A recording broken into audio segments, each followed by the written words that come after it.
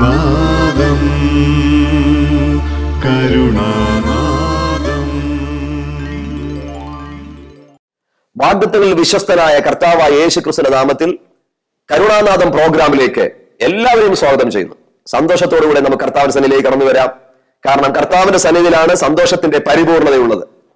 ആയാൽ എല്ലാ ദുഃഖങ്ങളും, നിരാശകളും, വേദനകളും എല്ലാം യേശുവിന്റെ അടുക്കലേക്ക് വരുമ്പോൾ, ദൈവസന്നിധിയിലേക്ക് വരുമ്പോൾ അത് നമ്മളെ വിട്ട് മാറുവാൻ തൊക്കൊണ്ടും ഇടയായിത്തീരും. അതുകൊണ്ട് ഇപ്പോൾ ഈ പ്രഭാതത്തിൽ ഈ പ്രോഗ്രാം കാണുവാൻ ദൈവസന്നിധിയിൽ ഒരുക്കത്തോടെ ഞാൻ നിങ്ങളെ ആഹ്വാനം ചെയ്യുകയാണ്.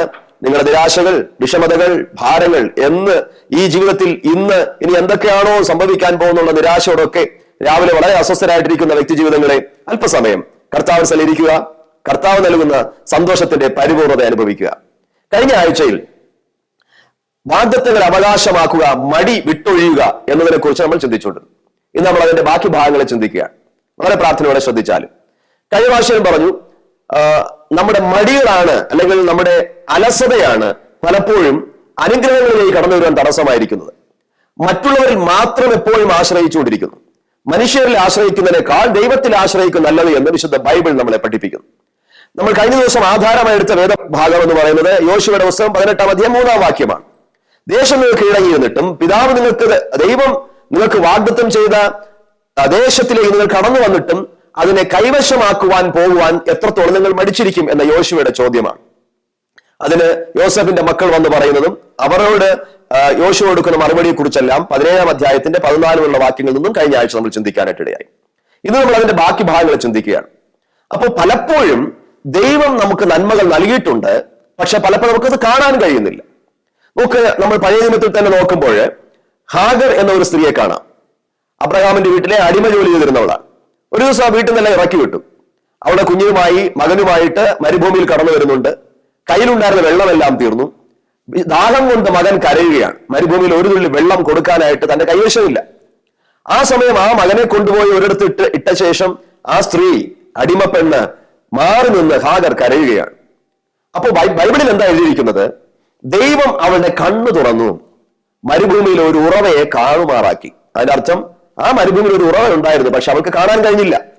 ദൈവം അവളുടെ കണ്ണ് തുറന്നപ്പോൾ ആ ഉറവ അവൾ കണ്ടു. തൊട്ടടുത്ത് നിൽക്കുന്ന പല നന്മകളും നമുക്ക് കാണാൻ കഴിയുന്നില്ല.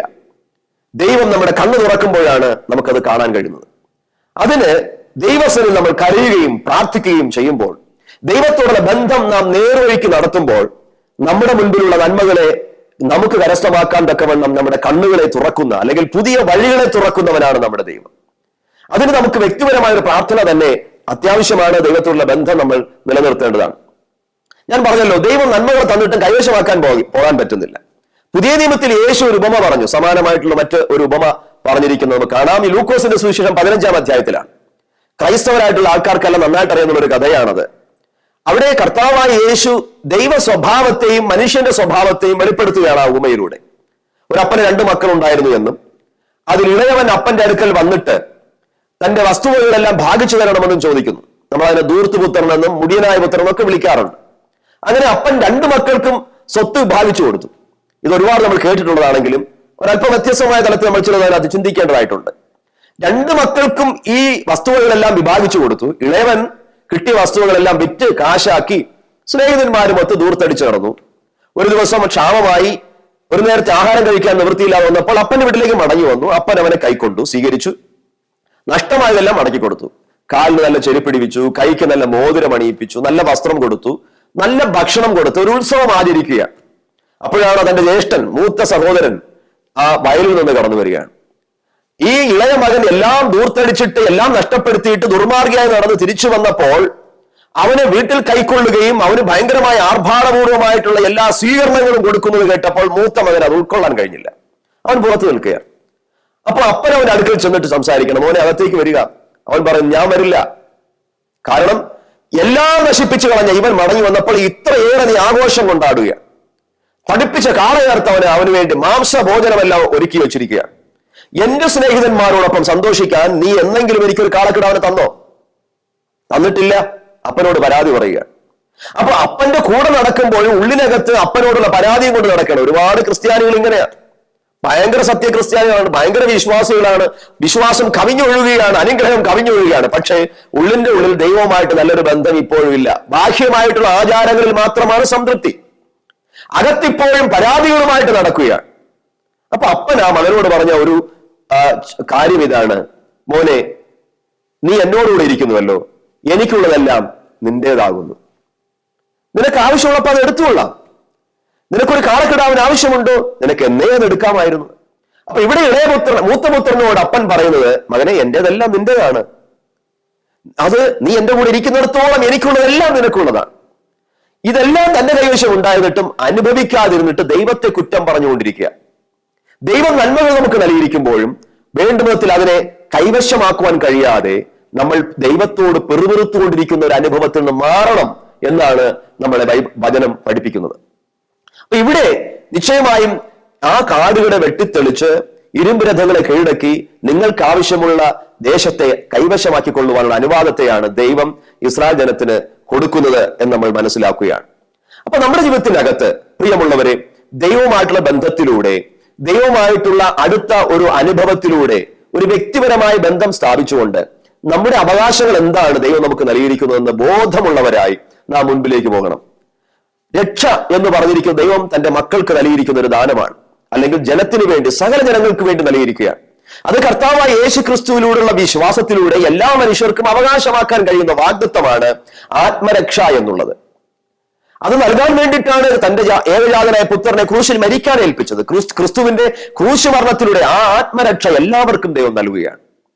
മാത്രവുമല്ല, ആ ആത്മരക്ഷ പ്രാപിച്ചിരിക്കുന്ന വ്യക്തികൾക്ക് പരിശുദ്ധാത്മാവിനെയും ദൈവം വാഗ്ദത്തം ചെയ്തിരിക്കുന്നു. അപ്പോസ്തല പ്രവൃത്തി 2-ാം അധ്യായം നമ്മൾ പഠിക്കുമ്പോൾ അവിടെ പറഞ്ഞിരിക്കുന്ന വാഗ്ദത്തം നിങ്ങൾക്കും നിങ്ങളുടെ സന്തതികൾക്കും സമീപസ്ഥരായിരിക്കുന്നവർക്കും ദൈവം വിളിച്ചു വേർതിരിച്ചിരിക്കുന്ന ദൂരസ്ഥന്മാരുമായിരിക്കുന്ന എല്ലാവർക്കും ഉള്ളതാണ്. അത് പ്രാപിപ്പാൻ നിങ്ങൾ മാനസാന്തരപ്പെട്ടുകൊണ്ട് ആ പരിശുദ്ധാത്മാവെന്ന വാഗ്ദത്തത്തെ നിങ്ങൾ പ്രാപിക്കണം. അത് ഏതെങ്കിലും ഒരു പ്രത്യേക സഭാ വിഭാഗത്തിനോ സംഘടനകൾക്കോ ഉള്ളത് മാത്രമല്ല. അത് വലിയ വലിയ പ്രസംഗകന്മാർക്കും ഉപദേശിമാർക്കും പ്രവാചകന്മാർക്കും വേണ്ടി മാത്രമുള്ളതല്ല ദൈവത്തിന്റെ പരിശുദ്ധാത്മാവ്. പിന്നെയോ ദൈവം വിളിച്ചു വേർതിരിച്ച എല്ലാവർക്കും വാഗ്ദത്തം ചെയ്തിരിക്കുന്നതാണ്. അത് യോവേൽ പ്രവാചകന്റെ പുസ്തകം 2-ാം അധ്യായത്തിൽ ദൈവം വാഗ്ദത്തം ചെയ്തതാണ്: അന്ത്യനാളിൽ സകല ജഡത്തിന്മേലും എന്റെ ആത്മാവിനെ പകരും, നിങ്ങളുടെ പുത്രന്മാരും പുത്രിമാരും പ്രവചിക്കും, നിങ്ങളുടെ വൃദ്ധന്മാർ ദർശനങ്ങൾ ദർശിക്കും. അതുകൊണ്ട് തന്നെ ദൈവം വിളിച്ചു വേർതിരിച്ച ദൈവത്തിന്റെ മക്കളായി മാറി എല്ലാവർക്കും അവകാശപ്പെട്ടതാണ് പരിശുദ്ധാത്മാവ്. ആ പരിശുദ്ധാത്മാവ് എന്തിനാ നമുക്ക് നൽകുന്നത്? റോമർക്ക് ലേഖനം 8-ാം അധ്യായം നമ്മൾ വായിക്കണം. അവിടെ കാണുന്നുണ്ട്, പരിശുദ്ധാത്മാവ് നമ്മുടെ ബലഹീനതകളിൽ തുണനിൽക്കുന്നു. നമ്മൾ ബലഹീനരാണ്. എത്ര ശക്തന്മാരെന്ന് നമ്മൾ പറഞ്ഞാലും, എത്ര വലിയ ആളെന്ന് നമ്മൾ പറഞ്ഞാലും, പല ബലഹീനതകളും നമ്മുടെ ജീവിതത്തിനകത്തുണ്ട്, പല ക്ഷീണങ്ങളും നമ്മുടെ ജീവിതത്തിനകത്തുണ്ട്, ആത്മീയ ജീവിതത്തിനകത്തുണ്ട്, ദൈനംദിന ജീവിതത്തിൽ ഭൗതിക തലങ്ങളിൽ നമുക്ക് ബലഹീനതകളുണ്ട്, ക്ഷീണങ്ങളുണ്ട്. പക്ഷേ ഒരു ബലഹീനന് ഒരു സഹായി ആവശ്യമാണ്. അതുകൊണ്ട് തന്നെ ദൈവം തന്റെ പരിശുദ്ധാത്മാവിനെ നമുക്ക് ദാനം ചെയ്തിരിക്കുകയാണ്, വാഗ്ദത്തം ചെയ്തിരിക്കുകയാണ്. ബലഹീനർക്ക് സഹായിക്കുവാനായി, ബലഹീനതയിൽ സഹായിക്കുവാൻ കഴിവുള്ള ഒരു വ്യക്തിയായി ദൈവം തന്റെ പരിശുദ്ധാത്മാവിനെ നമുക്ക് വാഗ്ദത്തം ചെയ്തിരിക്കുകയാണ്. അപ്പോ നമുക്കറിയാം നമ്മുടെ ബലഹീനതകൾ എവിടെയാണ്. നമുക്ക് ബലഹീനതകളുള്ളത്, ശാരീരികമായിട്ടുള്ള ബലഹീനതകളുണ്ട് അല്ലെ. പലതരത്തിലുള്ള രോഗങ്ങളാൽ പല വിധത്തിൽ നമുക്ക് ബലഹീനത വരുന്നുണ്ട്. മാനസികമായി നമുക്ക് പലപ്പോഴും ബലഹീനത വരുന്നുണ്ട്. പല പ്രശ്നങ്ങൾ വരുമ്പോൾ ചെറിയ ചെറിയ പ്രയാസങ്ങൾ പോലും തരണം ചെയ്യാൻ കഴിയാത്ത വിധത്തിൽ പെട്ടെന്ന് ഡെസ്പായി പോകുന്ന, പെട്ടെന്ന് വിഷാദത്തിലേക്ക് പോകുന്ന അവസ്ഥയിലുള്ള എത്രയോ വ്യക്തികളുണ്ട്. ആത്മീയമായി നമുക്ക് ബലഹീനത വരാറുണ്ട്. അപ്പോ ശാരീരികമായിട്ടാകട്ടെ, മാനസികമായിട്ടാകട്ടെ, ആത്മീയ തലത്തിലാകട്ടെ, ഏത് ബലഹീനതകളിലും നമ്മെ സഹായിക്കുവാൻ കഴിവുള്ളവനാണ് പരിശുദ്ധാത്മാവ്. അതുകൊണ്ട് തന്നെ മനുഷ്യൻ ബലഹീനനായിരിക്കുന്നതുകൊണ്ട് അവനെ ബലപ്പെടുത്തുവാൻ ഒരു ബലവാൻ ആവശ്യമായതുകൊണ്ട് ബലവാനായ ദൈവത്തിന്റെ പരിശുദ്ധാത്മാവിനെ നമുക്ക് വാഗ്ദത്തം ചെയ്തിരിക്കുകയാണ്. പക്ഷെ നമ്മിൽ പല വ്യക്തികളും ഇതുവരെ ആ പരിശുദ്ധാത്മാവിനെ വേണ്ട വിധത്തിൽ പ്രാപിച്ചിട്ടില്ല, അനുഭവിച്ചിട്ടില്ല. ആ പരിശുദ്ധാത്മാവിനെ ലഭിക്കുന്ന ശക്തി നമ്മൾ അനുഭവിച്ചിട്ടില്ല. വലിയ ശക്തനായിരുന്ന അപ്പോസ്തലനായ പൗലോസിന് പോലും ബലഹീനത ഉണ്ടായിരുന്നു. അതുകൊണ്ട് തന്നെ കൊരിന്ത്യർ ലേഖനത്തിൽ താൻ പറയുന്നുണ്ട്, ഞാൻ ദൈവത്തോട് പ്രാർത്ഥിച്ചു. എന്താ പ്രാർത്ഥിച്ചത്? കർത്താവേ, എന്റെ ശരീരത്തിലുള്ള ഈ പ്രതിസന്ധി മാറണമേ എന്ന് പ്രാർത്ഥിക്കുമ്പോൾ ദൈവം കൊടുത്തത് എന്താണ്? പൗലോസേ, എന്റെ കൃപ നിനക്ക് മതി, എന്റെ ശക്തി നിന്റെ ബലഹീനതയിൽ തികഞ്ഞു വരുന്നു. അപ്പൊ ബലഹീനതയിൽ ദൈവത്തിന്റെ ശക്തി, പരിശുദ്ധാത്മാവിന്റെ ശക്തിയാൽ നിറയുമ്പോഴാണ് നമ്മുടെ മനസ്സിന്റെ വേദനകളുടെ മേൽ, മനസ്സിന്റെ ബലഹീനതകളുടെ മേൽ, നമുക്ക് താങ്ങാൻ കഴിയാത്ത വേദനകളുടെ മേൽ നമുക്ക് ശക്തിയും ബലമൊക്കെ പ്രാപിക്കാൻ കഴിയുന്നത്. എല്ലാ മനുഷ്യർക്കും ബലഹീനതകളുണ്ട്. ചെറിയൊരു പ്രശ്നങ്ങൾ പോലും നമ്മുടെ ജീവിതത്തെ തളർത്തിക്കളയുന്നുണ്ട്. ഒരുപാട് ശാരീരികമായ ബലഹീനതകൾ നമ്മൾ തളർത്തിക്കളയുന്നുണ്ട്. ഒരുപാട് മാനസികമായി നമ്മൾ തളർന്നു പോകുന്നുണ്ട്. ഇവിടെ ദൈവത്തിന്റെ പരിശുദ്ധാത്മാവിന്റെ സഹായം നമുക്ക് വേണം. അതുകൊണ്ട് തന്നെ കർത്താവ് തന്റെ മക്കൾക്ക് വാഗ്ദത്തം ചെയ്തിരിക്കുന്ന പരിശുദ്ധാത്മാവിനെ പ്രാപിക്കണം. കർത്താവിന്റെ വചനത്തിൽ ഒരു വാഗ്ദത്ത വചനം കാണാൻ കഴിയുന്ന യോഹന്നാന്റെ സുവിശേഷം 7-ാം അധ്യായം 37, 38, 39 വാക്യങ്ങളിൽ യേശു പറയുന്നുണ്ട്, ഉത്സവത്തിന്റെ അവസാന ദിവസമായ ഒടുക്കത്തെ നാളിൽ യേശു നിന്നുകൊണ്ട് ദാഹിക്കുന്ന എല്ലാവരും എന്റെ അടുക്കൽ വരട്ടെ, എന്നിൽ വിശ്വസിക്കുന്നതിന്റെ ഉള്ളിൽ നിന്ന് തിരുവെഴുത്തുകൾ പറയുന്നത് പോലെ ജലത്തിന്റെ നദികൾ ഒഴുകും എന്ന് കർത്താവ് പറയുകയാണ്. ഇത് തന്നിൽ വിശ്വസിപ്പാനിരിക്കുന്നവർ കൊടുക്കുവാനുള്ള പരിശുദ്ധാത്മാവിനെ കുറിച്ച് അത്രേ കർത്താവായ യേശു പറഞ്ഞത് എന്നവിടെ വളരെ വ്യക്തമായി യോഹന്നാൻ രേഖപ്പെടുത്തിയിട്ടുണ്ട്. അപ്പോൾ തന്നിൽ വിശ്വസിക്കുന്നവർക്കാണ് പരിശുദ്ധാത്മാവ്, ദാഹത്തോടിരിക്കുന്നവർക്കാണ് പരിശുദ്ധാത്മാവ്, തന്റെ അടുക്കൽ വരുന്നവർക്കാണ് പരിശുദ്ധാത്മാവ് വാഗ്ദത്തത്തെ പ്രാപിക്കുവാനായിട്ട് കഴിയുന്നത്. പലപ്പോഴും അത് ചില സഭക്കാർക്ക് വേണ്ടിയിട്ടുള്ളതാണ് നമ്മൾ കരുതി മാറ്റിവെക്കുന്നുണ്ട്. അല്ല, ദൈവത്തിന്റെ എല്ലാ മക്കൾക്കും ബലഹീനതയിൽ സഹായം ചെയ്യുവാൻ കഴിവുള്ളവനായ പരിശുദ്ധാത്മാവാം ദൈവത്തെ നമുക്ക് ദൈവം വാഗ്ദത്തം ചെയ്തിരിക്കുകയാണ്. അത് പ്രാപിച്ചെടുക്കേണ്ടത് നമ്മുടെ ഉത്തരവാദിത്തമാണ്. നാം അത് സ്വീകരിക്കേണ്ടതായിട്ടുണ്ട്. ആ പരിശുദ്ധാത്മാവൻ ദൈവം നമ്മുടെ ബലഹീനതകളിൽ ശക്തി പകർന്നു വരുന്ന ദൈവമാണ്.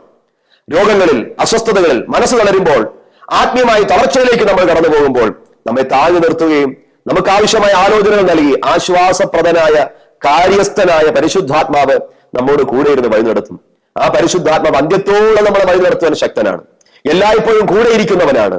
ഈ പരിശുദ്ധാത്മാവിനെ പ്രാപിച്ചുകൊണ്ട് അവന്റെ കൂട്ടായ്മയിൽ നടക്കുക എന്നത് ശ്രേഷ്ഠകരമായ ഒരു അനുഭവമാണ്. അതുകൊണ്ട് തന്നെ ഈ വാഗ്ദത്തത്തെ പ്രാപിക്കുവാൻ നിങ്ങൾ ഇനിയും എത്രത്തോളം മടി പിടിച്ചിരിക്കും?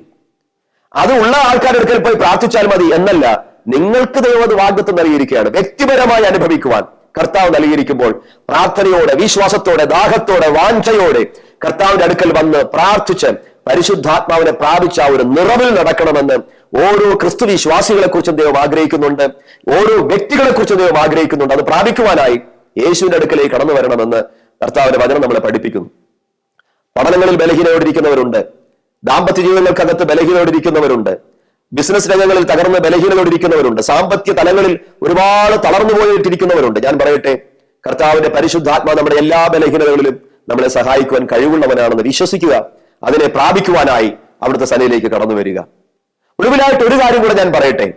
ഏറ്റവും പ്രധാനപ്പെട്ടതായ ദൈവത്തിന്റെ വാഗ്ദത്തം എന്ന് പറയുന്ന ആത്മരക്ഷയും ആ ആത്മരക്ഷ പ്രാപിച്ചവർക്ക് വേണ്ടി ദൈവം ഒരുക്കിയിരിക്കുന്ന സ്വർഗഭാഗ്യവുമാണ്. ചിലരൊക്കെ പറയുന്നു, സ്വർഗമൊക്കെ വന്നു കഴിഞ്ഞു, യേശു വന്നു കഴിഞ്ഞു, അതുകൊണ്ടെല്ലാം വിറ്റ് ഞങ്ങളുടെ അടുക്കൽ കൊണ്ടുവരിക, നിങ്ങൾ പോയി വാടക വീട്ടിൽ താമസിക്കുക. അപ്പോൾ ഈ കൊണ്ടുവരുന്നത് കൊണ്ട് ഞങ്ങൾ സമൃദ്ധിയും സന്തോഷം അനുഭവിച്ചുകൊള്ളാം, നിങ്ങളിപ്പോൾ വാടക വീട്ടിലിരുന്നു എന്ന്. വെന്നും നിന്നെ വാടക വീട്ടിലിരുത്തുന്നതല്ല എന്റെ ദൈവം. നിന്റെ അവകാശങ്ങളെ അങ്ങനെയുള്ള കള്ളാത്മീകന്മാർക്ക് കൊണ്ടുപോയി അടിയറ വയ്ക്കുവാനല്ല ദൈവം നിന്നെ കുറിച്ച് ഉദ്ദേശിച്ചിരിക്കുന്നത്. ദൈവം നിനക്ക് നിത്യമായ ഒരു സ്ഥലം വാഗ്ദത്തം ചെയ്തിട്ടുണ്ട്. ആ സ്ഥലത്തേക്ക് ദൈവം നിന്നെ പ്രവേശിപ്പിക്കാനായിട്ട് പോകുന്നതേയുള്ളൂ. അവിടേക്ക് നിന്നെ കൊണ്ടുപോകാൻ കർത്താവ് യേശു വരുന്നതേയുള്ളൂ. അവിടെ ദൈവം നിന്നെ എത്തിപ്പിക്കുവാൻ തക്കോളം ശക്തനാണ്. അതിന് ആ വാഗ്ദത്തം പ്രാപിക്കുവാനായിട്ട് ഒരുക്കത്തോടിരിക്കണം എന്ന് കർത്താവിന്റെ വചനം നമ്മളെ പഠിപ്പിക്കുന്നു. 1 പത്രോസിന്റെ ലേഖനം 1-ാം അധ്യായം അതിന്റെ 4-ാമത്തെ വാക്യം വായിക്കുമ്പോൾ അവിടെ വളരെ വ്യക്തമായിട്ട് എഴുതിയിരിക്കുന്നു, നിങ്ങൾക്ക് വെളിപ്പെടുവാനുള്ള ദൈവത്തിന്റെ നിത്യരക്ഷ, ആ രക്ഷയ്ക്കായി ദൈവം തന്റെ ശക്തിയിൽ നിങ്ങളെ സൂക്ഷിക്കുകയും ക്ഷയവും മാലിന്യവും വാട്ടവും ഇല്ലാത്ത അതിനുവേണ്ടി ദൈവം നിങ്ങളെ കാത്തു സൂക്ഷിക്കുകയും ചെയ്യുന്നു. അത് സ്വർഗത്തിൽ സൂക്ഷിച്ചിരിക്കുകയാണ്. അതാണ് നിങ്ങളുടെ അവകാശം. ആ അവകാശത്തെ നമ്മൾ കൈവശമാക്കാൻ മുമ്പിലേക്ക് പോകണം. യേശു കർത്താവ് പറഞ്ഞു, ബലാത്കാരികൾ ബലാത്കാരേണ സ്വർഗരാജ്യത്തെ അവകാശമാക്കുന്നു. പെട്ടെന്ന് ചുമ്മാ വാഗ്ദത്തമുണ്ട് ഇനി കിട്ടിക്കോളും എന്നല്ല. ചിലയിടത്ത് നമ്മൾ കീഴടക്കണം, ചില കാടുകളെ വെട്ടിത്തെളിക്കണം, ചില അനാക്യ മല്ലന്മാരെ യുദ്ധം ചെയ്ത് തോൽപ്പിക്കണം. അതൊക്കെ നമ്മുടെ ഉള്ളിൽ തന്നെ കിടക്കുന്ന സംഘർഷങ്ങളാണ്. നമ്മുടെ ആത്മാവിനോട് പോരാടുന്ന ജഡത്തിന്റെ ക്രിയകളാണ്, പാപത്തിന്റെ ശക്തികളാണ്. അതിനെ കീഴടക്കിയെങ്കിൽ മാത്രമേ, അതിനെ പോരാടി തോൽപ്പിച്ചെങ്കിൽ മാത്രമേ ബലാത്കാരേണ സ്വർഗരാജ്യത്തെ അവകാശമാക്കാൻ കഴിയുകയുള്ളൂ. ബലവാനെ പിടിച്ചു കെട്ടിയിട്ടല്ലാതെ അവന്റെ കോപ്പ് കവർന്നു കളയുവാൻ കഴിയുകയില്ല എന്ന് യേശു പഠിപ്പിച്ചു. അതായത് ചില കാര്യങ്ങളെ, ചില നന്മകളെ ചില ശക്തന്മാരായ, ചില ബലവാന്മാരായവർ കീഴടക്കി വെച്ചിരിക്കുകയാണ്. നമുക്കവകാശപ്പെട്ടതിനെ നമ്മൾ കൈവശമാക്കുവാൻ ആ ശത്രുവിനെ കീഴ്പ്പെടുത്തിയേ മതിയാകുള്ളൂ. ബലവാനെ പിടിച്ചു കെട്ടണം. ഒരുപക്ഷെ നമ്മുടെ ജഡം, നമ്മുടെ ശരീര ഇച്ഛ, ജഡമോഹം, കൺമോഹം, ജീവനത്തിന്റെ പ്രതാപങ്ങൾ, ലോകസുഖങ്ങൾ, അത് പലപ്പോഴും നമ്മുടെ നന്മകളെ പിടിച്ചടക്കി വെച്ചിരിക്കുന്നുണ്ടാകാം. എന്നാൽ പരിശുദ്ധാത്മാവിന്റെ സഹായത്തോടെ ശക്തി പ്രാപിച്ചുകൊണ്ട് ആ ദുഷ്ടശക്തികളുടെ മേൽ, അല്ലെങ്കിൽ ആ പാപത്തിന്റെ പ്രവണതകളെ പിടിച്ചടക്കി പോരാട്ടത്തിൽ മുന്നേറുന്ന ഒരു വ്യക്തിക്കാണ് സ്വർഗരാജ്യത്തെ അവകാശമാക്കാൻ കഴിയുന്നത്. അതുകൊണ്ട് തന്നെ നല്ല നിലമായിട്ടിരിക്കുന്നെങ്കിൽ മാത്രമേ വിത്ത് അവിടെ വീണ് ഫലം പുറപ്പെടുവിക്കാൻ കഴിയുകയുള്ളൂ. എന്നാൽ അതിനകത്ത് മുൾപടർപ്പുകൾ പടർന്നിരിക്കുന്നുവെങ്കിൽ, ഈ ലോകത്തിന്റെ ചിന്തകൾ കൊണ്ട് നിറഞ്ഞിരിക്കുന്നുവെങ്കിൽ നല്ല രീതിയിൽ അതിനെ ഫലം പുറപ്പെടുവിക്കാൻ കഴിയുകയില്ല. അതുകൊണ്ട് ആ നിലത്തിൽ നിന്ന് ആ മുള്ളുകളെ, ആ കാടിനെ വെട്ടിത്തെളിക്കണമെന്ന് തന്നെയാണ് ദൈവം നമ്മോട് പറയുന്നത്. ഈ ദൈവം സ്വർഗത്തിൽ സൂക്ഷിച്ചിരിക്കുന്ന വാട്ടമില്ലാത്ത, മാലിന്യമില്ലാത്ത, ക്ഷയമില്ലാത്ത സ്വർഗരാജ്യത്തെ നിത്യരക്ഷയിലൂടെ നമുക്ക് കരസ്ഥമാക്കുവാൻ നാം ഈ ജീവിതത്തിൽ ആത്മതലത്തിൽ മുന്നേറേണ്ടതായിട്ടിരിക്കുന്നു. അവിടെ എത്തിച്ചേരേണ്ടത് നമുക്ക് ആവശ്യമാണ്. അതിന് ചിലതിലൊക്കെ നമ്മൾ കീഴടക്കിയേ മതിയാകുകയുള്ളൂ. ചില പാപത്തിന്റെ പ്രവൃത്തികളെ, പൈശാചികതകളെ, ദുഷ്ട സ്വഭാവങ്ങളെ നാം കീഴടക്കിയെങ്കിലേ മതിയാവുകയുള്ളൂ. സ്വാർത്ഥ താല്പര്യങ്ങളെ കീഴടക്കിയേ മതിയാവുകയുള്ളൂ. മറ്റുള്ളവരെ എപ്പോഴും കുറ്റം പറഞ്ഞ് എല്ലാ കാര്യങ്ങളും മറ്റുള്ളവരുടെ മേൽ അടിച്ചേൽപ്പിക്കുന്ന ദുഷ്ട സ്വഭാവങ്ങൾക്ക് ഒരു മാറ്റം വന്നേ മതിയാവുകയുള്ളൂ. ദൈവസനയിൽ അതിന് വേണ്ടതായ ഒരു മാനസാന്തര അനുഭവം നമ്മുടെ ജീവിതത്തിൽ വരേണ്ടതായിട്ടുണ്ട്. അതുകൊണ്ട് വാഗ്ദത്തത്തെ കൈവശമാക്കണമെങ്കിൽ നമുക്ക് ഒരു പോരാട്ടമുണ്ട് എന്ന് കാണുന്നു. ആ പോരാട്ടത്തിൽ ജയിക്കുവാൻ സഹായിയായിരിക്കുന്ന പരിശുദ്ധാത്മാവിന്റെ സഹായം നമുക്ക് ആവശ്യമാണ്. മാലിന്യമില്ലാത്ത, വാട്ടമില്ലാത്ത, ക്ഷയമില്ലാത്ത സ്വർഗരാജ്യത്തിലേക്ക് കടന്നു ചെല്ലുവാൻ, ആ സ്വർഗരാജ്യം അവകാശമാക്കി തീർക്കുവാൻ, ദൈവത്തോടുള്ള നിരന്തരമായ കൂട്ടായ്മ നടന്നുകൊണ്ട്, വിശുദ്ധിയെ കാത്തു സൂക്ഷിച്ചുകൊണ്ട്, മടികളെല്ലാം വിട്ടൊഴിഞ്ഞ് ആ രാജ്യത്തിന് വേണ്ടി അവിടേക്ക് എത്തിച്ചേരുവാൻ നമ്മൾ പ്രാഗൽഭ്യത്തോടെ പ്രവർത്തിക്കേണ്ടത് ആവശ്യമാണ്. പ്രസംഗത്തിലൂടെ മാത്രമല്ല, ജീവിതത്തിലും അതിനെ പ്രായോഗികമാക്കി കൊണ്ടുവരണമെന്ന് ദൈവം നമ്മളെ കുറിച്ച് ആഗ്രഹിക്കുന്നുണ്ട്. യോഹന്നാന്റെ സുവിശേഷം 6-ാം അധ്യായത്തിൽ 6-ാമത്തെ വാക്യത്തിൽ കർത്താവ് യേശു പറഞ്ഞു, നശിച്ചു പോകുന്ന ആഹാരത്തിന് വേണ്ടിയിട്ടല്ല, നിലനിൽക്കുന്നതിന് വേണ്ടി തന്നെ നിങ്ങൾ പ്രവർത്തിപ്പിൻ, അത് മനുഷ്യപുത്രൻ നിങ്ങൾക്ക് തരും. നശിച്ചു പോകുന്ന ആഹാരത്തിന് വേണ്ടിയിട്ടാണ് മനുഷ്യന്റെ ഓട്ടം. അപ്പം കൊണ്ട് തൃപ്തരാകുവാനാണ് മനുഷ്യന്റെ പ്രയത്നം മുഴുവനും.